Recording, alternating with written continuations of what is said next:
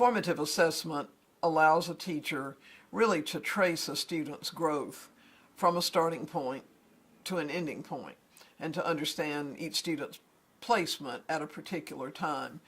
Teachers can use formative assessment at a variety of levels.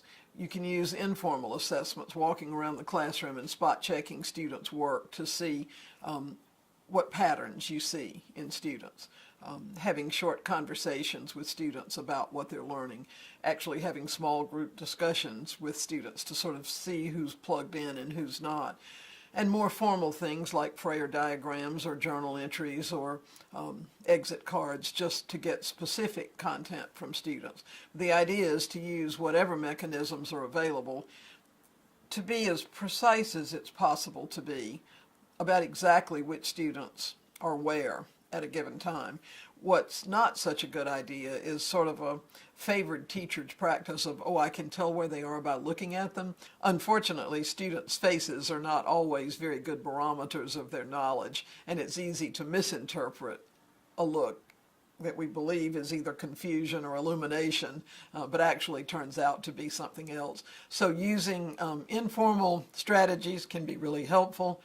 Using the more formal formative assessment strategies is even more precise.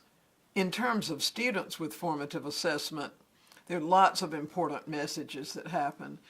One is when the teacher is very clear about the KUDs, about the learning goals, it's much easier for students to see what the learning goals are and where their aims should be focused. It also helps students realize that there's some checkpoints between the starting gate and the finishing gate, and they can self-correct along the way with the teacher's help.